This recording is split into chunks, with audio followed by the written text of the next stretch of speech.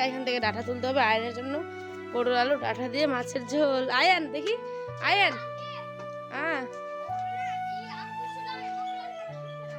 কে রে?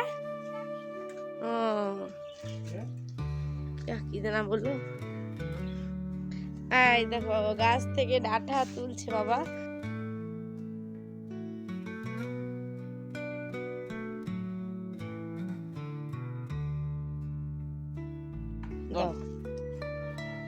এই যে দেখো আয়ান তাড়াতাড়ি আসবে, ঠিক আছে? দেখি দেখি দেখি এদিকে ঘুরো বাবা।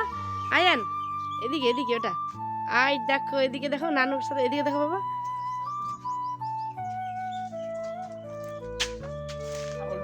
চলো আমি দেখা আগে প্রধান। হুম হুম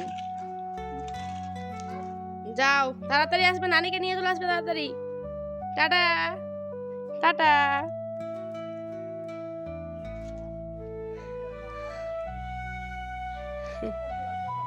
রোদ কঠিন আজ বাপরে বাপ। আর একটা জিনিস লক্ষ্য করলাম, বাবা কত বোতলে দেখো, বাবা কত লাগিয়েছে জিনিস দেখুন। এই যে কত লঙ্কার গাছ হয়েছে, ওরে বাবা।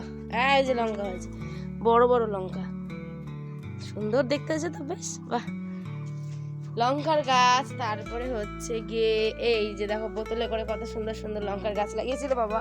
ফুলের গাছ আছে। তারপরে এই যে এইগুলো হচ্ছে ডাঁটা গাছ, বাগানের ডাঁটা গাছ। ওই যে ওই গাছটার নাম কি আমি তো জানি না। এটা হচ্ছে গিয়ে যে সজনা ডাঁটা।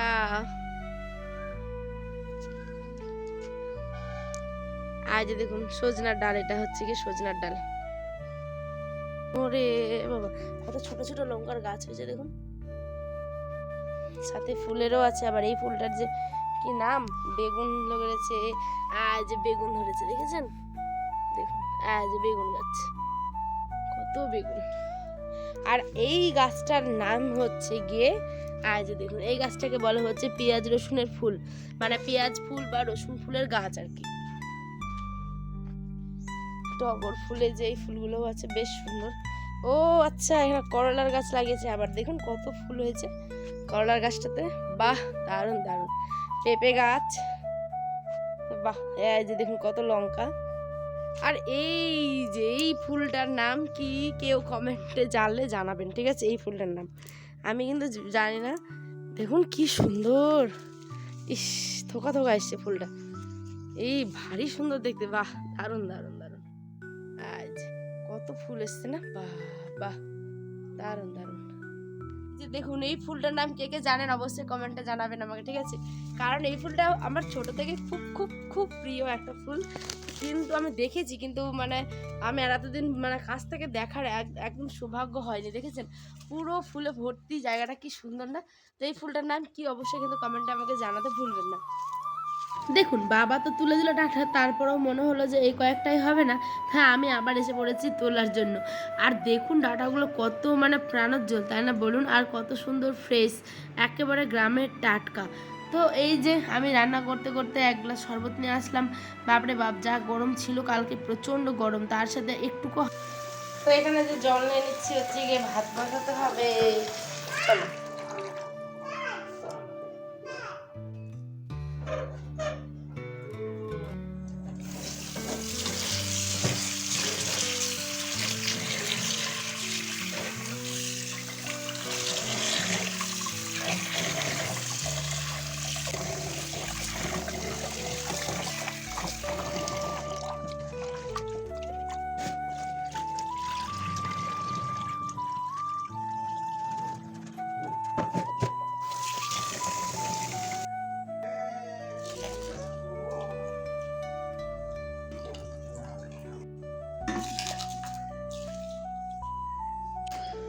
চলুন ভাত তো বসে দিচ্ছি, একটিবার এবার ফ্রিজটা খুলে দেখি কি কি সবজি আছে। কতদিনের যেটা দেখছি যে অনেকদিন আগের একটা বাঁধাকপি ছিল, তারপরে যে ঠান্ডাটা ছিল জুস যেটা।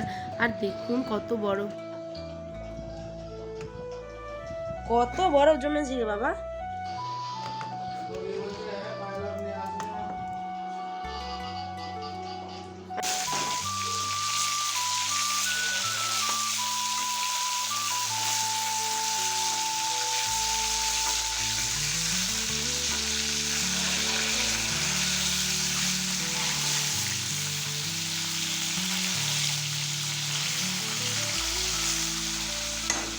এখানে ভাত বসিয়ে দিয়েছি, সঙ্গে মাছ ভাজিটাও বসিয়ে দিয়েছি।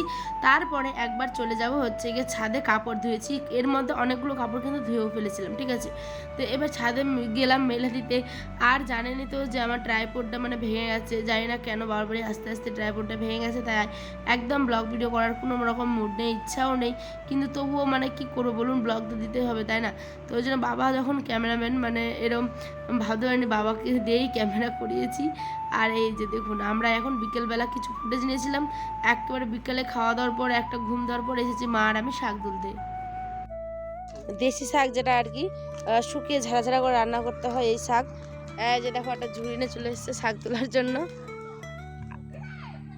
মানে এগুলো হচ্ছে গিয়ে দেশি পাট, যেটা শুকিয়ে ঝাড়া করে রান্না করতে হয়, তো সেটাই আজকে রান্না করব। তো চলুন, বেশি মানে বড় ব্লগটা করছি না, অলরেডি 7 মিনিটের উপর হয়ে গেছে। তো মা আর আমি শাকগুলো ভালো মতো করে ছুটিয়ে নিই। তারপরে এই দেখো আয়নের কাণ্ড, সে কিন্তু বালি নিয়ে খেলাখেলি করছে, আর এইদিকে আমরা মা বেটি মিলে বেশ শাক রান্না করবো বলে শাক তুলছি। তো চলুন, হয়ে গেছে এক ঝুড়ি। এবার মা গেটে তালা দিয়ে দিচ্ছে, জানেনই তো ছাগল টাগল গ্রামের উৎপাত, মানে ছাগল গরু সমস্ত কিছু খেয়ে একবারে শেষ করে দিবে। তো এখন আমরা যাচ্ছি ওই যে দলটা, মানে আমাদের গ্রুপ যেটা, ওখানে বসলাম সকলে মিলে। গ্রামে থাকলে দেখবেন একটা সুবিধা, কোনো কাজ একা হাতে করতে হয় না, এই যে বসে গল্পও করবে, 2-3টা করে ভাতাও ছুটবে, একটা অন্য রকমের আনন্দ, একটা অন্য রকমের ফিলিং, যেটা যারা গ্রামে থাকেন শুধু তারাই বুঝতে পারবেন। হ্যাঁ, তো চলুন এই পর্যন্ত আজকে ব্লগটা দেখাবো, অন্য একটা ব্লগে। সকলে ভালো থাকবেন, সুস্থ থাকবেন, আল্লাহ হাফেজ।